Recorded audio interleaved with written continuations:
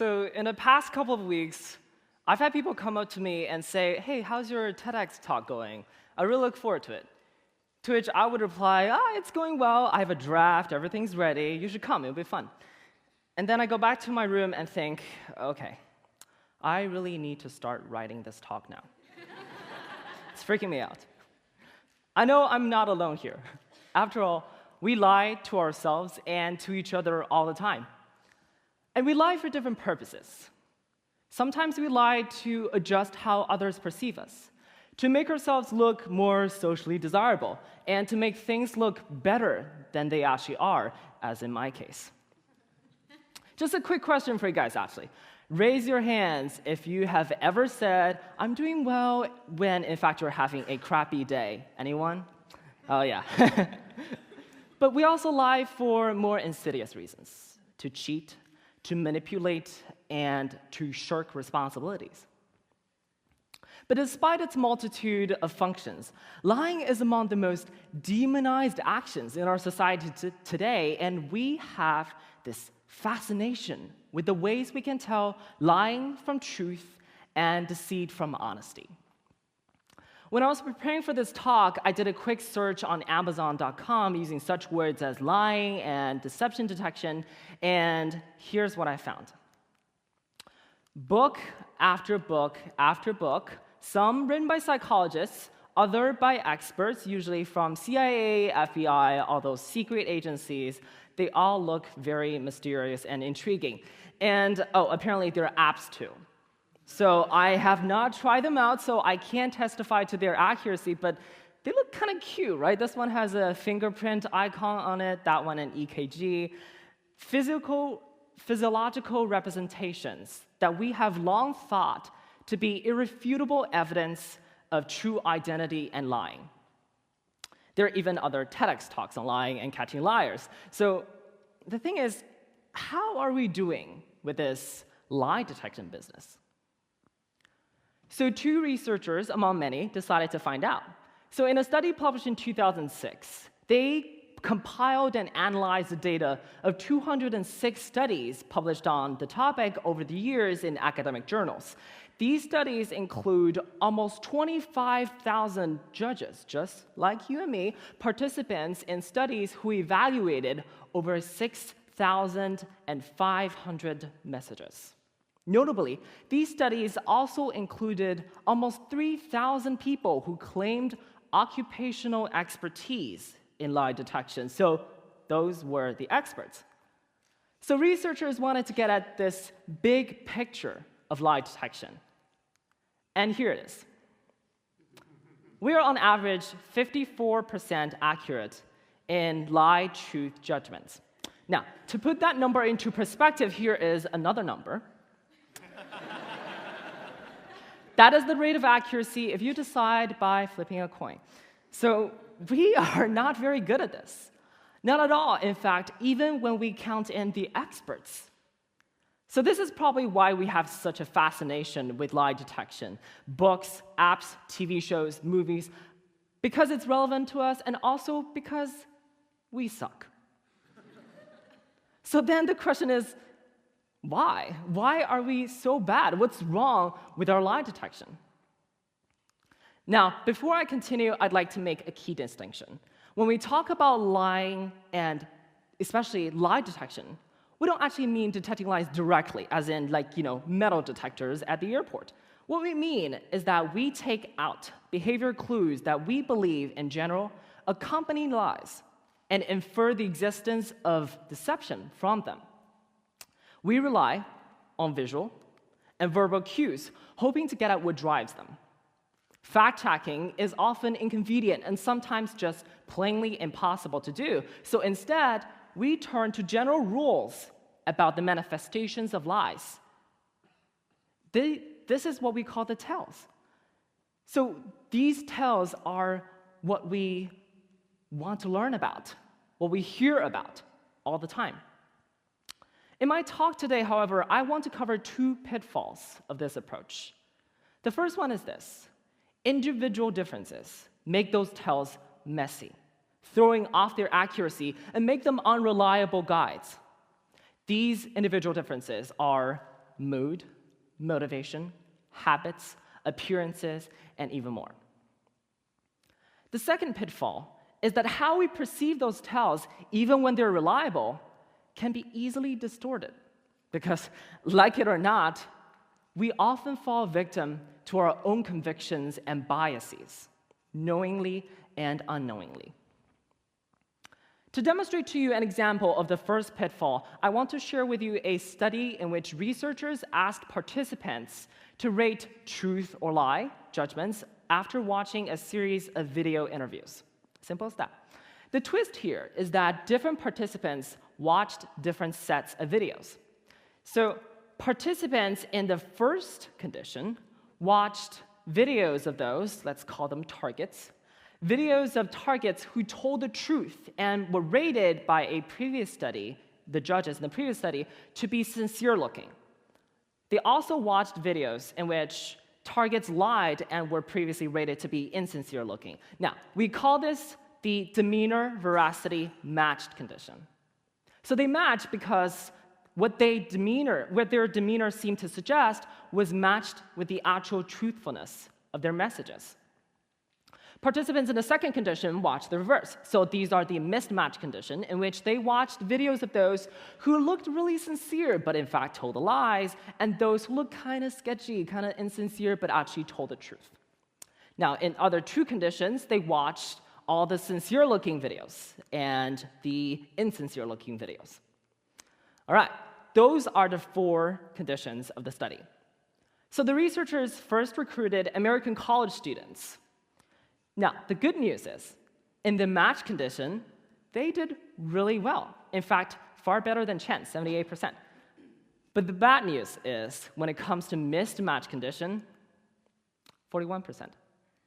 Now, this gap is striking, because when the videos were made and selected, they were controlled on factors, the truth and lie videos were controlled on factors such as sex, race, ethnicity, approximate physical appearance, attractiveness. So none of those factors drove the result. Some people just looked sketchy, some people looked insincere, some people looked sincere, and that somehow threw off participants' accuracy. When a similar study was done on Korean university students, we see the same gap. So it seems to sail above cultural and language barriers. Now, you might say, well, I mean, those are college students. They don't know about good judgments.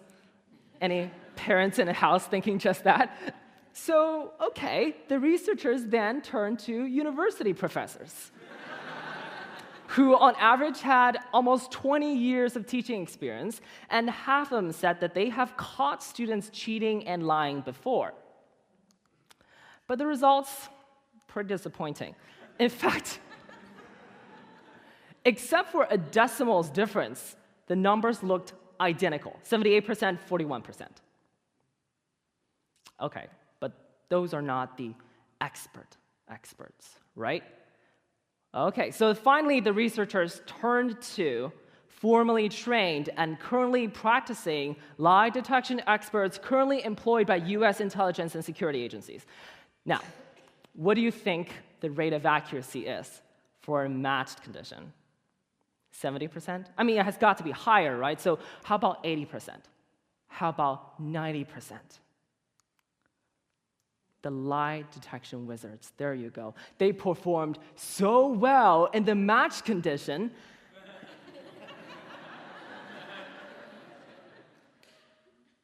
they showed the greatest gap between conditions. Now, if I were a lie detection expert, I would never work with those researchers again. This seems like a bust, right? Because you would think that lie detection experts are the ones who would look beyond the veneer and get at the core of the task. But here's the thing. Lie detection experts spent a significant amount of time honing their observational skills on the behaviors and appearances typically associated with lies. The problem with that is, unlike the Pinocchio's nose, those behaviors and associations do not indicate, oftentimes, exclusively or diagnostically deception. For example, sometimes we fumble for words when we are trying to lie because we try to come up with a plausible story, and sometimes we get nervous because we will be caught. That's what we're afraid of. But we also fumble over words when we make up a story, when we try to write creatively, when we look into the future, things like that. And we also get nervous when we have to perform under the pressure, when we are afraid to fail, when we lack courage, or when we have to speak in front of a large audience with big lights, knowing that everything we say will be recorded live on tape, kind of like this. So using fumbled words as your indication of lying is not really reliable because it can mean something else. And even taken together, these behaviors and appearances inform a process speculative at best. Because in resorting to these clues, we turn to what is likely, what is familiar, what is generally true, but not what necessarily matters in a particular context. These are rules of thumb, and we call these heuristics. Heuristics can be helpful, but they can also be misleading, as we have just seen in a study. So you say, okay, looks are not reliable, so I would just ignore how people look and focus exclusively on what they say, and that would make me more accurate, right? Putting aside how difficult it is to ignore what we see in reality, let's actually think about this for a minute. So what if you're instructed to focus on a message? What if, to help you focus, you're asked to list 2 clues that to you indicate someone's lying or telling the truth? How about 6 clues? In fact, that's exactly what a team of researchers did in a study published this past year. So participants came in, they watched videos of job applicants talking about either real or fictitious internship experience. Participants were asked to list 2 or 6 clues that to them indicate that the applicants were lying or telling the truth. And finally, they rated how much they trusted the applicant's account or how much they doubted it. So what would you expect? If looks are not reliable, then the more clues you're instructed to focus on, the more carefully you would evaluate those accounts and the more accurate you would be, right? Researchers said not really. In fact, whether applicants lied or not in the videos had no significant effect on participants' ratings of the truthfulness or deception. But what did matter was the number of clues they were asked to write down. Those who listed 2 clues of truth actually saw the applicants as more truthful than those who listed 6. But in the lies condition, the opposite is true. Those who listed 6 clues of lies, instead of viewing the applicants as deceptive, actually saw their accounts as more trustworthy than those who listed 2, even when they just wrote down 6 clues that to them indicate that the person in the video was lying. So that seems quite counterintuitive, right? The researchers said it all came down to how easy the judging process was. Listing 6 clues was hard, in fact, much harder than listing 2. And when the judging process was difficult, participants' judgments would deviate away from the instructions. So if they're instructed to write clues of truth, they would think that those people are lying, and the reverse. Now, when the judgment process was easy, participants' judgment would be aligned with the instructions. So researchers concluded that it is the perceived ease of clue retrieval that really affected participants' judgments. So this exemplifies the second pitfall I was talking about, because even when we focus on the content, we're still not immune to the unwanted influences of our perception, which are subject to such easy manipulations as changing the number of clues to watch out for. And things can actually get worse, because we have all these false beliefs and stereotypes about lying.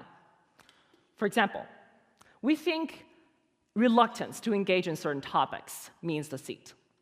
The relationship, it turns out, is tenuous at best. Not looking us in the eyes, not a reliable tell either. We believe people who are incoherent are lying. Well, not a reliable tell either. And what about the belief that we believe that people who seem competent or involved must be truthful? But that can be easily acted up, and in fact, correlate poorly with the actual truthfulness of messages. In a recent analysis, researchers compiled all these people's beliefs about deception and looked into the correlation between those beliefs and the actual truthfulness of messages, and they found even more stereotypes that turn out to be statistically poor indicators of deception. Accurate lie detection seems to be this elusive destination of our quest. But despite our best efforts, we often succumb to the various forms of bad impressions and irrational thinking. And our biases and mental shortcuts can be easily taken advantage of. So, where does this leave us? I hope that this talk will serve as a reminder of our imperfect judgments. Because unlike computers, our judging process is a nebulous one. We often do not have enough resources or information to arrive at a reliable conclusion. So instead, we turn to such factors as our memory, our motivation, our hopes to fill in those gaps. And then we often make mistakes. So the next time, before you are about to dismiss someone's seemingly deceptive statement, or try to validate your lie-detecting prowess based on the tips you've heard, I suggest that you take a step back and think what could have skewed your judgments before allowing it to affect your actions. Now, that might not make you better at lie detection per se, but it will make you better at finding out how it affects you, and then how to make use of it more wisely. Thank you.